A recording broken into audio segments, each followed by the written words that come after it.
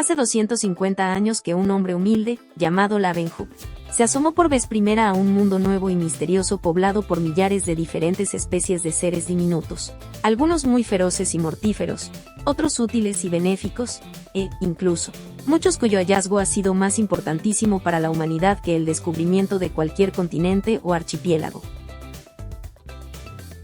Anton van Leeuwenhoek, 24 de octubre de 1632 – 26 de agosto de 1723. Ahora, la vida de Leeuwenhoek es casi tan desconocida como lo eran en su tiempo los fantásticamente diminutos animales y plantas que él descubrió. Esta es la vida del primer cazador de microbios. Es la historia de la audacia y la tenacidad que le caracterizaron a él, y que son atributos de aquellos que, movidos por una infatigable curiosidad, exploran y penetran un mundo nuevo y maravilloso. Estos cazadores, en su lucha por registrar este microcosmos, no vacilan en jugarse la vida. Sus aventuras están llenas de intentos fallidos, de errores y falsas esperanzas. Algunos de ellos, los más osados, perecieron víctimas de los mortíferos microorganismos que afanosamente estudiaban. Para muchos la gloria lograda por sus esfuerzos fue vana o ínfima. Hoy en día los hombres de ciencia constituyen un elemento prestigioso de la sociedad. Cuentan con laboratorios en todas las grandes ciudades y sus proezas llenan las páginas de los diarios, a veces aún antes de convertirse en verdaderos logros. Un estudiante medianamente capacitado tiene las puertas abiertas para especializarse en cualquiera de las ramas de la ciencia y para ocupar con el tiempo una cátedra bien remunerada en una acogedora y bien equipada universidad. Pero remontémonos a la época de Leeuwenhoek, hace 250 años, e imaginémonos al joven Leeuwenhoek, ávido de conocimientos, recién egresado del colegio y ante el dilema de elegir carrera. En aquellos tiempos, si un muchacho convaleciente de paperas preguntaba a su padre cuál era la causa de este mal, no cabe duda que el padre le contestaba: el enfermo está poseído por el espíritu maligno de las paperas. Esta explicación distaba de ser convincente, pero debía aceptarse sin mayores indagaciones, por temor a recibir una paliza o a ser arrojado de casa por el atrevimiento de poner en tela de juicio la ciencia paterna. El padre era la autoridad. Así era el mundo hace 250 años, cuando nació Leeuwenhoek. El hombre apenas había empezado a sacudirse las supersticiones más obscuras, avergonzándose de su ignorancia. Era aquel un mundo en el que la ciencia ensayaba sus primeros pasos, la ciencia, que no es otra cosa sino el intento de encontrar la verdad mediante la observación cuidadosa y el razonamiento claro. Aquel mundo mandó a la hoguera a Servet por el abominable pecado de disecar un cuerpo humano, y condenó a Galileo a cadena perpetua por haber osado demostrar que la Tierra giraba alrededor del Sol. Antonio van Leeuwenhoek nació en 1632, entre los azules molinos de viento, las pequeñas calles y los amplios canales de Delft, Holanda. Descendía de una honorable familia de fabricantes de cestos y de cerveza, ocupaciones muy respetadas aún en la Holanda de hoy. El padre de Antonio murió joven. La madre envió al niño a la escuela para que estudiara la carrera de funcionario público, pero a los 16 años arrumbó los libros y entró de aprendiz en una tienda de Ámsterdam. Esta fue su universidad. Imaginemos a un estudiante de ciencias moderno adquiriendo conocimientos científicos entre piezas de tela, escuchando durante 6 años el tintineo de la campanilla del cajón del dinero, y teniendo que mostrarse siempre amable con la larga fila de comadres holandesas que regateaban hasta el último centavo en forma desesperante. Pues bien, durante 6 años, esta fue su universidad. A los 21 años, Leeuwenhoek abandonó la tienda y regresó a Delft, se casó y abrió su propia tienda de telas. En los 20 años que sucedieron se sabe muy poco de él, salvo que se casó en segundas nupcias y tuvo varios hijos, que murieron casi todos de tierna edad. Seguramente fue en ese periodo cuando le nombraron conserje del ayuntamiento de Delft, y le vino la extraña afición de tallar lentes. Había oído decir que fabricando lentes de un trozo de cristal transparente, se podían ver con ellas las cosas de mucho mayor tamaño que lo que aparecen a simple vista. Poco sabemos de la vida de Leeuwenhoek entre sus 20 y 40 años, pero es indudable que por esos entonces se le consideraba un hombre ignorante. No sabía hablar más que holandés, lengua despreciada por el mundo culto que la consideraba propia de tenderos, pescadores y braceros. En aquel tiempo, las personas cultas se expresaban en latín, pero Leeuwenhoek no sabía ni leerlo. La Biblia, en holandés, era su único libro. Con todo, su ignorancia lo favoreció, porque aislado de toda la palabrería docta de su tiempo no tuvo más guía que sus propios ojos, sus personales reflexiones y su exclusivo criterio. Sistema nada difícil para él, pues nunca hubo hombre más terco que nuestro Antonio Leeuwenhoek. Qué divertido sería ver las cosas aumentadas a través de una lente. Pero, ¿comprar lentes? ¿Leeuwenhoek? Nunca. Jamás se vio hombre más desconfiado. ¿Comprar lentes? No, él mismo las fabricaría. Visitando las tiendas de óptica aprendió los rudimentos necesarios para tallar lentes. Frecuentó el trato con alquimistas y boticarios, de los que observó sus métodos secretos para obtener metales de los minerales, y empezó a iniciarse en el arte de los orfebres. Era un hombre de lo más quisquilloso. No le bastaba con que sus lentes igualaran a las mejor trabajadas en Holanda, sino que tenía que superarlas, y aún luego de conseguirlo se pasaba horas y horas dándoles 1.000 vueltas. Después montó sus lentes en marcos oblongos de oro, plata o cobre que él mismo había extraído de los minerales, entre fogatas, humos y extraños olores. Hoy en día, por una módica suma, los investigadores pueden adquirir un reluciente microscopio, hacen girar el tornillo micrométrico y se aprestan a observar, sin que muchos de ellos sepan siquiera ni se preocupen por saber cómo está construido el aparato. Pero en cuanto a Leeuwenhoek, naturalmente, sus vecinos lo tildaban de chiflado, pero aún así, y pesar de sus manos abrasadas y llenas de ampollas, persistió en su trabajo, olvidando a su familia y sin preocuparse de sus amigos. Trabajaba hasta altas horas de la noche en apego a su delicada tarea. Sus buenos vecinos se reían para sí, mientras nuestro hombre buscaba la forma de fabricar una minúscula lente, de menos de 3 milímetros de diámetro, tan perfecta que le permitiera ver las cosas más pequeñas enormemente agrandadas y con perfecta nitidez. Sí, nuestro tendero era muy inculto, pero era el único hombre en toda Holanda que sabía fabricar aquellas lentes, y él mismo decía de sus vecinos: debemos perdonarlos, en vista de su ignorancia. Satisfecho de sí mismo y en paz con el mundo, este tendero se dedicó a examinar con sus lentes cuanto caía en sus manos. Analizó las fibras musculares de una ballena y las escamas de su propia piel. En la carnicería consiguió ojos de buey, y se quedó maravillado de la estructura del cristalino. Pasó horas enteras observando la lana de ovejas y los pelos de castor y liebre, cuyos finos filamentos se transformaban, bajo su pedacito de cristal, en gruesos troncos. Con sumo cuidado disecó la cabeza de una mosca, ensartando la masa encefálica en la finísima aguja de su microscopio. Al mirarla, se quedó asombrado. Examinó cortes transversales de madera de 12 especies diferentes de árboles, y observó el interior de semillas de plantas. «Imposible», exclamó, cuando, por vez primera, contempló la increíble perfección de la boca chupadora de una pulga y las patas de un piojo.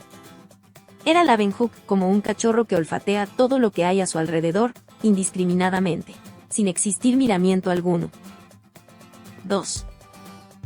Jamás hubo hombre más escéptico que Leeuwenhoek.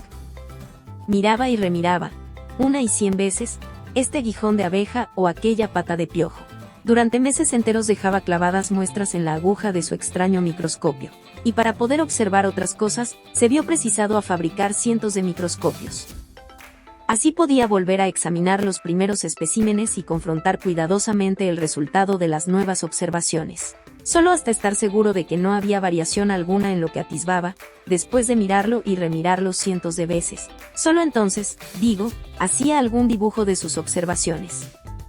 Y aún así, no quedaba del todo satisfecho y solía decir: la gente que por primera vez mira por un microscopio dice: ahora veo una cosa, luego me parece diferente. Es que el observador más hábil puede equivocarse. En estas observaciones he empleado más tiempo del que muchos creerían, pero las realicé con sumo gusto, haciendo caso omiso de quienes me preguntaban que para qué me tomaba tanto trabajo y con qué finalidad. Pero yo no escribo para estas gentes, sino para los filósofos. Así, durante 20 años, trabajó en completo aislamiento.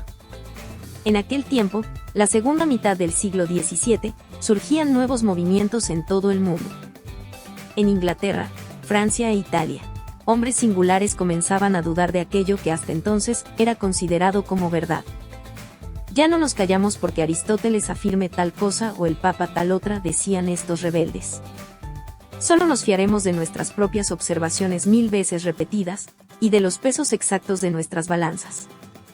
Únicamente nos atendremos al resultado de nuestros experimentos, y nada más. Y en Inglaterra unos cuantos de estos revolucionarios formaron una sociedad llamada The Invisible College, que tuvo que ser invisible, porque si Cromwell se hubiera enterado de los extraños asuntos que pretendían dilucidar, los habría ahorcado por conspiradores y herejes.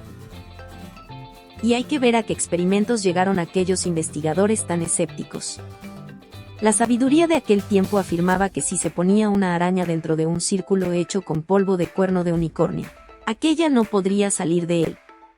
¿Y qué hicieron los miembros del Invisible College? Uno de ellos aportó lo que se suponía ser polvo de cuerno de unicornio, y otro llegó con una pequeña araña. La sociedad entera se arremolinó bajo la luz de grandes candelabros, y en medio de un gran silencio empezó el experimento con el siguiente resultado. Se hizo un cerco con polvo de cuerno de unicornio, colocando una araña en el centro, pero inmediatamente la araña salió corriendo fuera del círculo. ¡Qué elemental!, pensaríamos hoy. Naturalmente. Pero recordamos que entre los miembros de aquella sociedad se encontraba Roberto Boyle, fundador de la química científica, y también Isaac Newton. Así era el Invisible College, y al ascender Carlos II al trono, el college salió de la clandestinidad, alcanzando la dignidad de Real Sociedad de Inglaterra. Sus miembros fueron el primer auditorio de Leeuwenhoek. En Delft, había un hombre que no se reía de Antonio van Leeuwenhoek, era Renier de Graaf, a quien la Real Sociedad nombrara miembro correspondiente por haberla informado sobre sus estudios del ovario humano.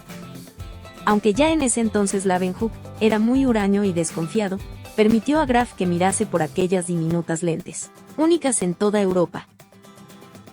Después de mirar por ellas, Graaf se sintió avergonzado de su propia fama y se apresuró a escribir a sus colegas de la Real Sociedad.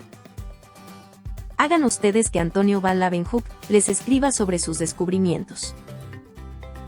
Con toda la ingenua familiaridad de un campechano que no se hace cargo de la profunda sabiduría de los filósofos a quienes se dirige, Leeuwenhoek contestó al ruego de la Real Sociedad. Fue una misiva larga, escrita en holandés vulgar, con digresiones sobre cuanto existe bajo las estrellas. La carta iba encabezada así: exposición de algunas de las observaciones, hechas con un microscopio ideado por Mr. Leeuwenhoek, referente a las materias que se encuentran en la piel, en la carne, etc., al aguijón de una abeja, etc. La Real Sociedad estaba absorta. Aquellos sofisticados y sabios caballeros quedaron embobados, y les hizo gracia. Pero, sobre todo, la sociedad quedó asombrada de las maravillas que Leeuwenhoek aseguraba haber visto a través de sus lentes. Al dar las gracias a Leeuwenhoek, el secretario de la Real Sociedad le dijo que esperaba que esa su primera comunicación fuera seguida de otras. Y lo fue, por cientos de ellas en el transcurso de 50 años. Eran unas cartas en estilo familiar, saturadas de sabrosos comentarios sobre la ignorancia de sus vecinos, exponiendo las imposturas de los charlatanes y, refutando supersticiones añejas, entreveraba reportes de su propia salud, pero entre párrafo y párrafo de esta prosa familiar, los esclarecidos miembros de la Real Sociedad tenían el honor de leer descripciones inmortales y gloriosas de los descubrimientos hechos con el ojo mágico de aquel tendero de Delft. ¿Y qué descubrimientos?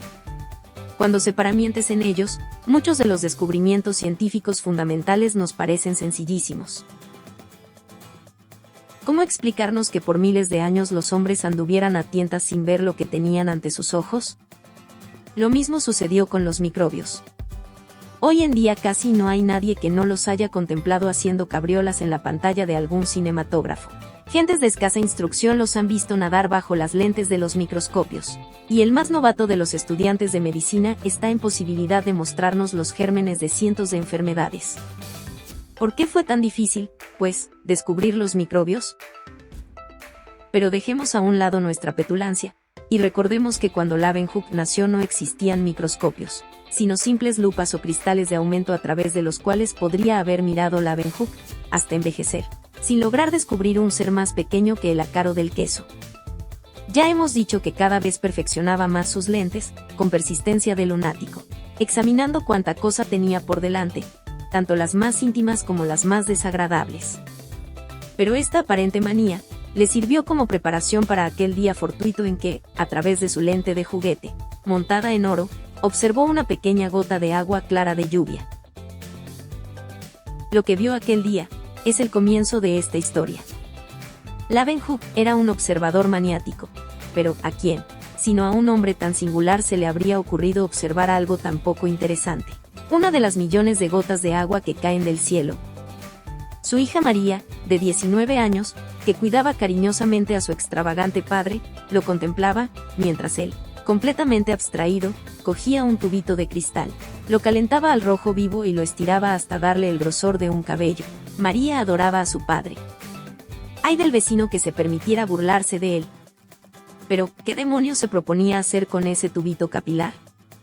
Ahora, nuestro distraído hombre, con ojos dilatados, rompe el tubo en pedacitos. Sale al jardín y se inclina sobre una vasija de barro que hay allí para medir la cantidad de lluvia caída. Regresa al laboratorio, enfila el tubito de cristal en la aguja del microscopio. De pronto se oye la agitada voz de Leeuwenhoek. «Ven aquí. Rápido. En el agua de lluvia hay unos bichitos. Nadan. Dan vueltas. Son 1000 veces más pequeños que cualquiera de los bichos que podemos ver a simple vista. Mira lo que he descubierto». Había llegado el día de su vida para Leeuwenhoek. Alejandro descubrió en la India elefantes gigantescos hasta entonces jamás vistos por los griegos, pero estos elefantes eran tan conocidos para los indios como los caballos para Alejandro. César, en Inglaterra, se encontró con salvajes que lo dejaron asombrado, pero esos británicos se conocían entre sí como los centuriones a César, Balboa. Cuanto se ufanó por haber contemplado el Pacífico antes que ningún europeo. Y aquel océano era tan conocido para los indios de Centroamérica como el Mediterráneo para Balboa. Pero Leeuwenhoek, este conserje de Delft, había admirado un mundo fantástico de seres invisibles a simple vista, criaturas que habían vivido, crecido, batallado y muerto, ocultas por completo a la mirada del hombre desde el principio de los tiempos. Seres de una especie que destruye y aniquila razas enteras de hombres 10 millones de veces más grandes que ellos mismos. Seres más fieros que los dragones que vomitan fuego, o que los monstruos con cabeza de hidra. Asesinos silenciosos que matan a los niños en sus cunas tibias y a los reyes en sus resguardados palacios. Este es el mundo invisible, insignificante pero implacable, y a veces benéfico, al que Leeuwenhoek, entre todos los hombres de todos los países, fue el primero en asomarse. Ese fue el día de su vida para Leeuwenhoek. 3. Nuestro hombre no se avergonzaba de la admiración y el asombro que le causaba la naturaleza, tan llena de sucesos desconcertantes y de cosas imposibles. Como me gustaría remontarme a aquellos albores de la ciencia, cuando los hombres empezaron a dejar de creer en los milagros, encontrándose ante nuevos acontecimientos, mucho más prodigiosos. Si por un momento pudiera experimentar lo que sentía nuestro ingenuo holandés, su emoción al descubrir aquel mundo, y la náusea que le provocaban aquellos despreciables bichos pululantes, como él los llamaba. Ya he dicho que Leeuwenhoek era un hombre muy desconfiado. Tan enormemente pequeños y extraños eran aquellos animalitos, que no le parecían verdaderos, por lo que los observó hasta que las manos se le acalambraron de tanto sostener el microscopio y los ojos se le enrojecieron de tanto fijar la vista. Pero era cierto. Vio de nuevo aquellos seres, y no solo una especie, sino otra mayor que la primera, moviéndose con gran agilidad en sus varios pies de una sutileza increíble. Descubrió una tercera especie y una cuarta, tan pequeña que no pudo discernir su forma. Pero está viva. Se mueve, recorre grandes trechos en este inmenso mundo de una gota de agua. ¡Qué seres más ágiles! Se detienen, quedan inmóviles, como en equilibrio sobre un punto, luego giran con la rapidez de un trompo, describiendo una circunferencia no mayor que un granito de arena. Así los definió Leeuwenhoek. Este hombre, que aparentemente trabajaba sin plan ni método, era muy perspicaz. Nunca se lanzó a teorizar, pero era un mago en mediciones. La dificultad estaba en conseguir una medida para objetos tan pequeños. Con el ceño fruncido, musitaba, ¿de qué tamaño será realmente el más diminuto bichejo? Ansioso por encontrar una unidad de medida, hurgó en los rincones de su memoria, entre las miles de cosas que había observado con tanto detenimiento. El resultado de sus cálculos fue: este animalillo es 1000 veces más pequeño que el ojo de un piojo grande. Era un hombre de precisión. Porque nosotros sabemos ahora que el ojo de un piojo adulto no es mayor ni menor que los ojos de 10.000 congéneres suyos. Podía, pues, servirle de tipo de comparación. Pero, ¿de dónde procedían esos extraños y minúsculos habitantes de la gota de agua? ¿Llovieron del cielo? ¿Treparon, sin ser vistos, desde el suelo al tiesto? ¿Los habría creado Dios, de la nada, a su capricho? Leeuwenhoek creía en Dios con el mismo fervor que cualquier holandés del siglo XVII. Siempre mencionaba a Dios como el creador del universo, y no solo creía en él, sino que lo admiraba desde el fondo de su corazón. Era tan grande, que sabía modelar con sumo primor las alas de las abejas. Pero, al mismo tiempo, Leeuwenhoek era también materialista. Su buen sentido le indicaba que la vida procede de la vida. Su fe sincera le decía que Dios había creado todos los seres vivientes en 6 días, iniciando un proceso, para luego descansar y dedicarse a recompensar a los buenos observadores, castigando a los chapuceros y charlatanes. Descartó como improbable la posibilidad de que aquellos animantes cayeran del cielo. Cierto era que Dios no podía hacer surgir de la nada a los animalitos que había encontrado en el tiesto. Solo había una forma de dilucidar esta cuestión: experimentando. Leeuwenhoek lavó cuidadosamente un vaso, lo secó y lo puso debajo del canalón del tejado. Tomó una gotita en uno de sus tubos capilares y corrió a examinarla bajo el microscopio. Sí. Allí se encontraban nadando unos cuantos bichejos. Existen hasta en el agua de lluvia reciente. Pero, en realidad, no había probado nada, pues quizá vivieran en el canalón, y el agua les arrastrara. Entonces tomó un plato grande de porcelana, esmaltado de azul en el interior, lo limpió esmeradamente, y, saliendo a la lluvia, lo colocó encima de un gran cajón, cerciorándose de que las gotas de lluvia no salpicaran lodo dentro del plato. Tiró la primera agua para que la limpieza del recipiente fuera absoluta, y después recogió en sus delgados tubitos unas gotas, regresando a su laboratorio. Lo he demostrado. Esta agua no contiene ni un solo bicho. No caen del cielo. Conservó el agua, examinándola hora tras hora y día tras día, y al cuarto día vio que comenzaban a aparecer los diminutos bichejos junto con briznas de polvo y pequeñas hilachas. Eso se llama ser pertinaz. Imaginaremos un mundo en el que todos los hombres sometiesen sus juicios tan absolutos a las ordalías de los experimentos, tan lógicos de un Leeuwenhoek. ¿Y creen ustedes que escribió a la Real Sociedad manifestando lo que acababa de descubrir? Ni pensarlo. Era un hombre circunspecto. Bajo sus lentes pasaron aguas de todas clases: agua conservada en la atmósfera confinada de su laboratorio, agua contenida en una vasija sobre el tejado de su casa, agua de los no muy limpios canales de Delft, y agua del profundo y fresco pozo de su jardín.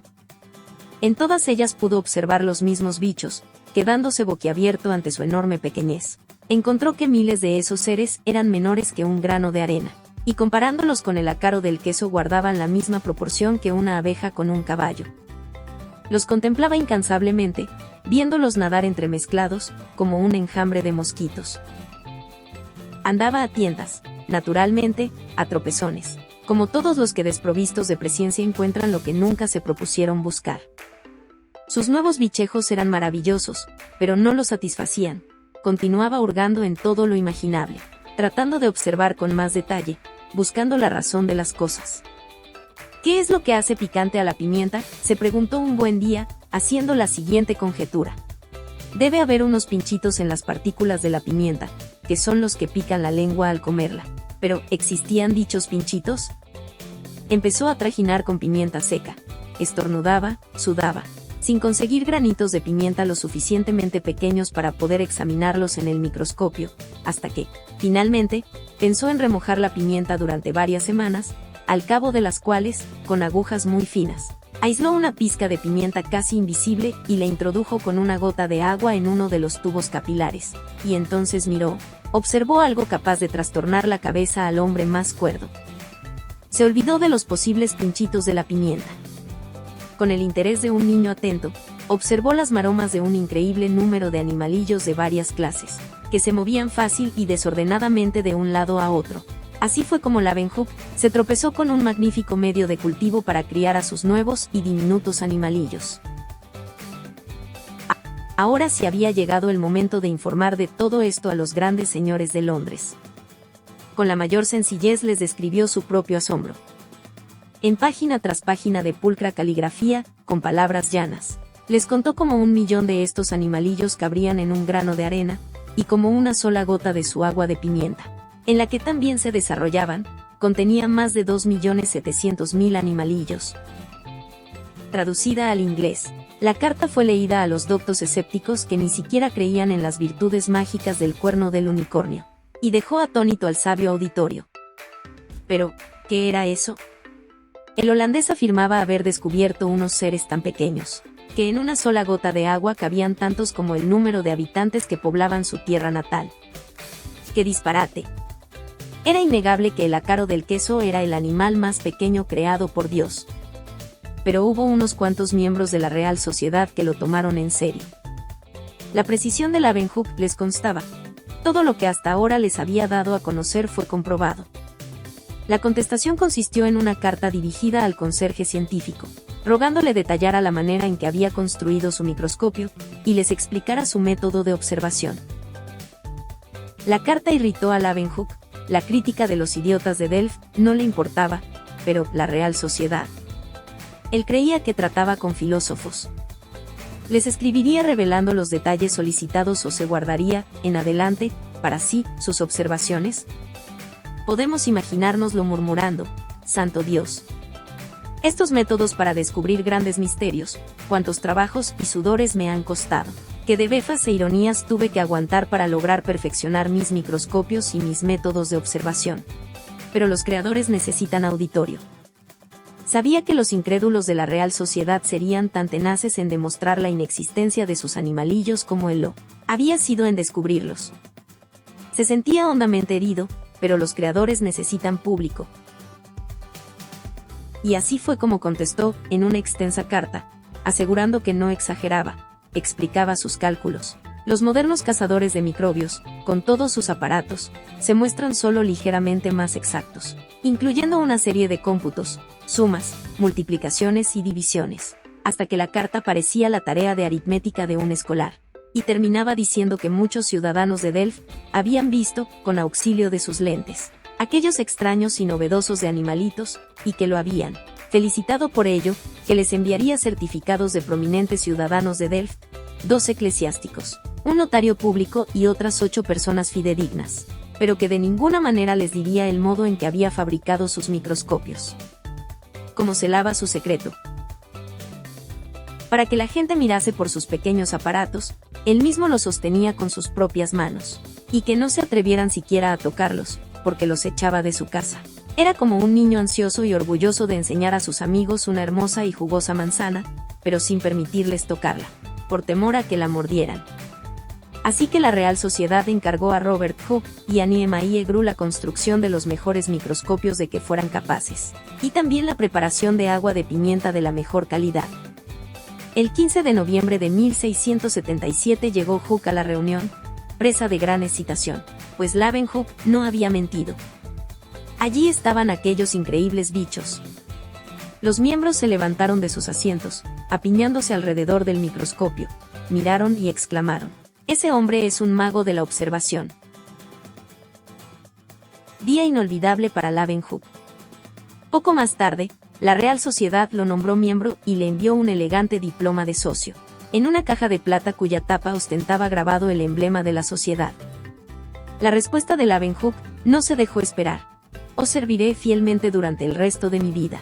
Y, fiel a su promesa, siguió enviándoles aquellas cartas, mezcla de comentarios familiares y de ciencia, hasta su muerte, acaecida a los 91 años. Pero, ¿enviar un microscopio? La Real Sociedad llegó hasta comisionar al Dr. Malinux para que redactara un informe sobre aquel conserje descubridor de lo invisible. Malinux le ofreció a Leeuwenhoek una suma considerable por uno de sus microscopios. Ya que tenía cientos de ellos, seguramente podría desprenderse de alguno. Pero, no. El señor de la Real Sociedad deseaba ver algo más.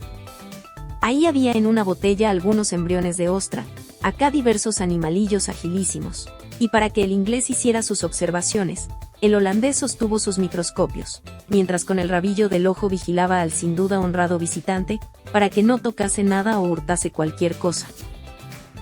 Pero sus instrumentos son maravillosos, exclamó Malinux, muestran las cosas con una nitidez 1000 veces mayor que la mejor de las lentes que tenemos en Inglaterra. Mucho me gustaría, contestó Leeuwenhoek, poder enseñarle mis mejores lentes y mi método especial de observación, pero son cosas que reservo exclusivamente para mí y que no enseño a nadie, ni a mi propia familia. 4. Aquellos animalillos se encontraban en todas partes. Leeuwenhoek refirió a la Real Sociedad como hasta en su propia boca había encontrado una multitud de aquellos seres subvisibles. A pesar de mis 50 años, escribía, tengo la dentadura excepcionalmente bien conservada, ya que todas las mañanas acostumbro frotarme enérgicamente los dientes con sal, y después de limpiarme las muelas con una pluma de ganso me las froto fuertemente con un lienzo. Pero al mirarse los dientes con un espejo de aumento, notó que entre ellos le quedaba una substancia blanca y viscosa. ¿De qué estaría compuesta aquella substancia blanca? Tomó de sus dientes una partícula de esta substancia, la mezcló con agua de lluvia pura, mojó en ella un tubito que colocó en la aguja del microscopio, se encerró en su despacho y... ¿Qué era aquello que surgía de la gris opacidad de la lente hasta alcanzar una perfecta nitidez a medida que enfocaba? He aquí un ser increíblemente sutil que saltaba en el agua del tubo como el pez llamado Lucio. Había, además, una segunda especie que nadaba un poco hacia adelante, giraba de repente para dar luego una serie de cabriolas. Había otros seres más lentos de movimiento, como simples palitos arqueados, pero el holandés, a fuerza de observarlos hasta que se le enrojecieron los ojos, logró verlos moverse.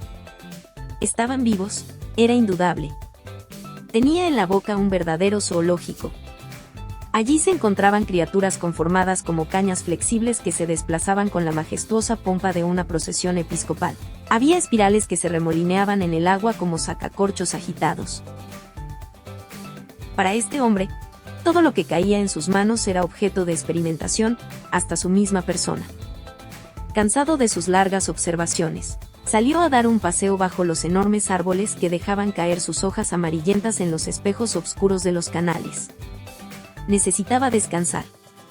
De pronto se encontró con un anciano, un tipo muy interesante. Al hablar con este anciano, escribió Leeuwenhoek a la Real Sociedad, persona de vida ordenada, que jamás bebe aguardiente y rara vez vino, y no fuma, me fijé, sin querer, en sus dientes largos y descarnados. Se me ocurrió preguntarle cuánto tiempo hacía que no se los limpiaba, a lo que me contestó que no lo había hecho jamás en su vida. Al instante se olvidó de sus ojos cansados. Vaya zoológico que tendría en la boca aquel viejo. Arrastró hasta su laboratorio a aquella sucia pero virtuosa víctima de su curiosidad, esperando, desde luego, encontrar millones de bichejos en su boca, pero principalmente deseaba comunicar a la Real Sociedad que la boca de aquel hombre albergaba una nueva especie de criaturas que se deslizaba entre las otras, doblando su cuerpo en graciosos caireles como una serpiente. El agua del tubito parecía animada por aquellos pequeñísimos seres. Parece extraño que en ninguna de sus 112 cartas, Leeuwenhoek hiciera la menor alusión al daño que esos animalillos le podrían causar al hombre. Los había visto en el agua potable, los descubrió en la boca. Años después los encontró en los intestinos de las ranas y de los caballos, y hasta en sus propias deyecciones. Cuando le acometía una flojedad de vientre, según su expresión, los encontraba por enjambres, sin que jamás se le ocurriera que aquellos animalitos pudieran ser la causa de su mal. Los cazadores modernos, si es que disponen de tiempo para estudiar los escritos de Leeuwenhoek, tienen mucho que aprender de su renuncia a sacar conclusiones precipitadas, evitando dejarse llevar por la imaginación, pues en los últimos 50 años resulta que miles de microbios fueron denunciados como causantes de otras tantas enfermedades, siendo así que, en la mayoría de los casos, esos gérmenes no eran sino huéspedes casuales del cuerpo al presentarse la enfermedad. Leeuwenhoek tenía mucho cuidado de no hacer atribuciones precipitadas. Por su sano instinto comprendía la complejidad infinita de la realidad, y dado el confuso laberinto de causas que rigen la vida, evitaba caer en el peligro de determinar a una cosa como causa de otra. Corrieron los años. Continuó al frente de su tienda y se ocupó de que el ayuntamiento de Delft estuviera bien barrido. Se volvió más brusco y desconfiado, pasando más y más horas en mirar por sus centenares de microscopios, y consumó un sinnúmero de descubrimientos admirables. Fue el primero en observar, en la cola de un pececillo cuya cabeza insertó previamente en un tubo de cristal, los vasos capilares por los que pasa la sangre de las arterias a las venas, completando así la teoría de la circulación de la sangre del inglés Hardy.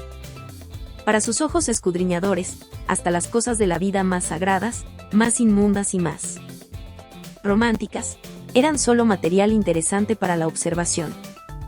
Descubrió los espermatozoides del hombre, y su fría investigación de cosas tan delicadas habría podido ser tildada de indecorosa de haberse tratado de un hombre menos inocente que él. Con el devenir de los años su nombre llegó a ser conocido en toda Europa. Pedro el Grande de Rusia pasó a saludarle, y la reina de Inglaterra hizo un viaje a Delft con el único fin de contemplar las maravillas que se veían a través de sus microscopios. A petición de la Real Sociedad refutó toda clase de supersticiones, y aparte de Robert Boyle e Isaac Newton, fue el más famoso de los miembros de aquella institución. ¿Perdió la cabeza con tantos honores? De ninguna manera, porque, para empezar, ya se tenía en muy alta estima. Su soberbia no tenía límites, como tampoco su humildad ante el misterio ignoto que lo rodeaba a él y a todos los hombres. Admiraba al Dios de su patria, pero su verdadero Dios era la verdad. He aquí su profesión de fe. Estoy decidido a no aferrarme tenazmente a mis ideas, abandonándolas tan pronto como encuentre razones plausibles para hacerlo. Tan cierto es esto como que mi único propósito, y en la medida de mis fuerzas, es poner la verdad frente a mis ojos, y emplear el poco talento que me ha sido concedido en apartar al mundo de sus viejas supersticiones paganas, caminando en la verdad sin abandonarla jamás. La salud de Leeuwenhoek era verdaderamente sorprendente. A los 80 años su mano se veía aún firme cuando sostenía el microscopio para que sus visitantes mirasen aquellos famosos bichos. Pero le gustaba beber por las noches. ¿A qué holandés no?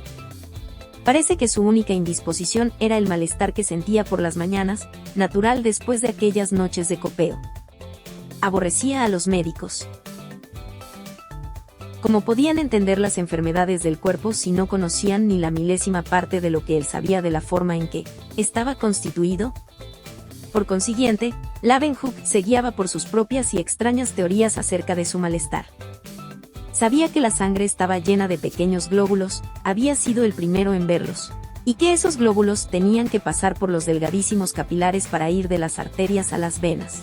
¿No los había descubierto él mismo en la cola de un pez? Dedujo, pues, que la sangre se espesaba después de aquellas noches de francachela, dificultando su paso por los capilares. Ya se las arreglaría él para hacerla más fluida. Sobre esto, escribía a la Real Sociedad. Cuando ceno demasiado, a la mañana siguiente tomo muchas tazas de café, lo más caliente posible, hasta que rompo a sudar. Si con este remedio no consigo reponerme, tampoco podría lograrlo la farmacopea entera de un boticario. Es lo único que he hecho durante años cuando he tenido fiebre. Este hábito de tomar café muy caliente lo condujo a efectuar otra observación, muy curiosa, relacionada con los animalillos. Todo cuando hacía lo llevaba a espiar un nuevo hecho de la naturaleza, pues vivía envuelto en aquellos dramas que se desarrollaban bajo la lente de su microscopio, como un niño boquiabierto escuchando un cuento de hadas. No se hastiaba de leer la misma historia de la naturaleza, encontrando siempre nuevos aspectos en este libro viviente. Así pues, años más tarde de haber descubierto en su boca los microbios, una buena mañana, en medio de los sudores provocados por su plan curativo de beber enormes cantidades de café, ocúrresele examinar de nuevo la substancia blanca que cubría sus dientes. ¿Pero qué es lo que había sucedido? No encontró ningún animalillo, mejor dicho, ninguno vivo, pues apenas lograba discernir miríadas de cuerpos inertes y alguno que otro que se movía lentamente, como enfermo. En nombre de todos los santos de la corte celestial, gruñó, espero que a ninguno de los señores de la Real Sociedad se le ocurra buscar bichos en su boca, pues si no los encuentra va a desmentir mis observaciones, pero veamos. El café que acababa de beber estaba tan caliente que casi se abrazó los labios. y el sarro observado era el de los dientes incisivos, exactamente por donde el café había pasado. ¿Qué encontraría si examinaba el sarro de las muelas? Con gran sorpresa vi una cantidad increíble de animalillos, en tan pequeña cantidad de sarro, que de no haberlos visto por mis propios ojos jamás lo habría creído. Procedió luego a efectuar cuidadosos experimentos en tubos, calentando el agua, con sus minúsculos habitantes, a una temperatura algo superior a la de un baño caliente. Instantáneamente cesaron las locas carreras de los bichos. Al enfriar el agua no recobraron su vitalidad.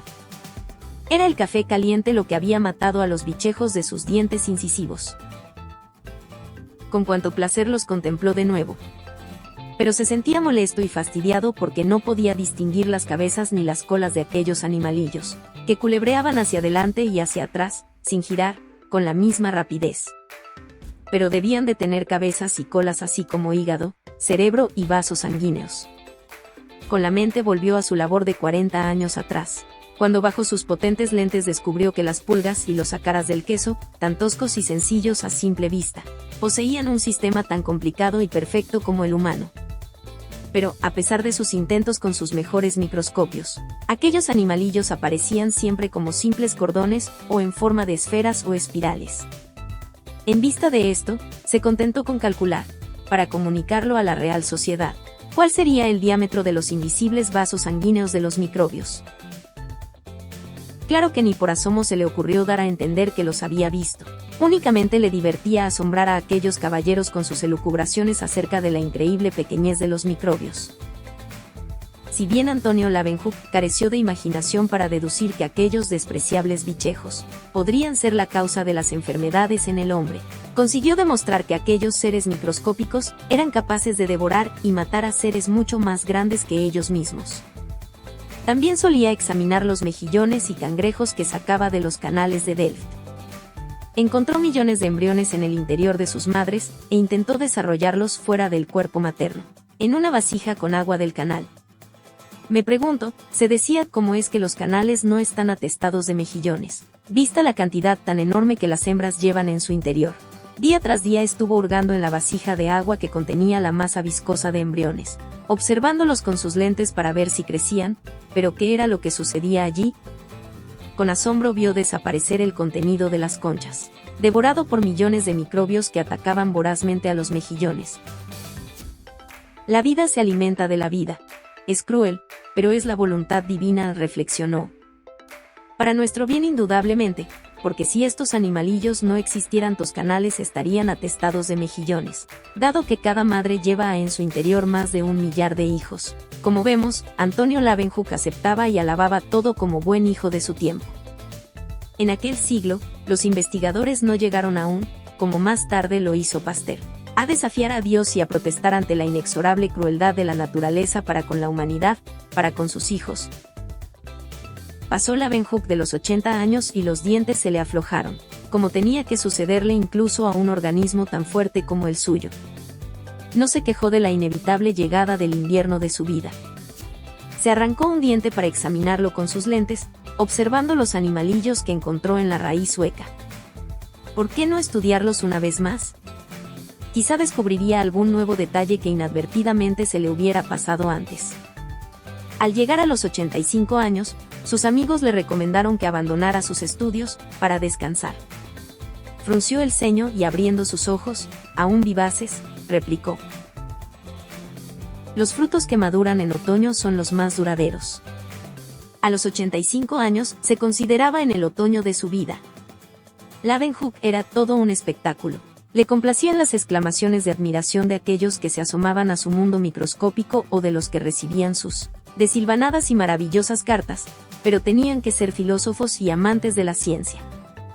En cambio, no le gustaba enseñar. Jamás he enseñado a nadie, escribió el famoso filósofo Leibniz, porque de enseñar a alguien, tendría que hacerlo con otros. Me impondría a mí mismo una esclavitud, y lo que deseo es seguir siendo un hombre libre. Pero si no enseña usted a la juventud, desaparecerá de la tierra el arte de fabricar lentes tan precisas como las suyas, y se suspenderá la observación de los nuevos animalillos, le contestó Leibniz. Impresionados por mis descubrimientos, Los estudiantes y profesores de la Universidad de Leiden contrataron para impartir clases a 3 expertos pulidores de lentes. ¿Y cuáles han sido los resultados? Nulos, a mi juicio, pues el propósito de tales cursos es obtener ganancias comerciando con los conocimientos o el prestigio científico, lo que nada tiene que ver con el descubrimiento de las cosas ocultas a nuestros ojos. Estoy convencido de que entre 1 millar de personas no hay una capaz de continuar mis estudios, pues para ello necesitaría disponer de tiempo ilimitado y de mucho dinero, amén de la dedicada atención requerida si se ha de lograr algo. Así fue el primer cazador de microbios. En 1723, a la edad de 91 años, en su lecho de muerte llamó a su amigo Hbliet. No pudo alzar la mano, sus ojos, antes llenos de animación, estaban apagados, y los párpados empezaban a sellarse con el cemento de la muerte. Murmuró: Hbliet, amigo mío, ten la bondad de hacer traducir estas 2 cartas que hay sobre la mesa.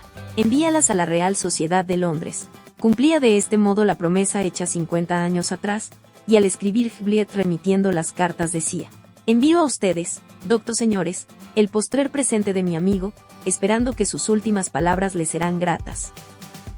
Así traspuso el umbral de la muerte el primer cazador de microbios. Ya leeréis, referente a Spallanzani, que fue mucho más brillante, sobre Pasteur, con mayor imaginación que Leeuwenhoek, acerca de Robert Koch, cuya labor produjo beneficios más tangibles al tratar de librar a la humanidad de los tormentos causados por los microbios, y de otros muchos investigadores que hoy gozan de fama muy superior, pero ninguno de ellos ha sido tan sincero ni tan desconcertantemente estricto como este conserje holandés, que bien pudiera haberles dado a todos ellos lecciones de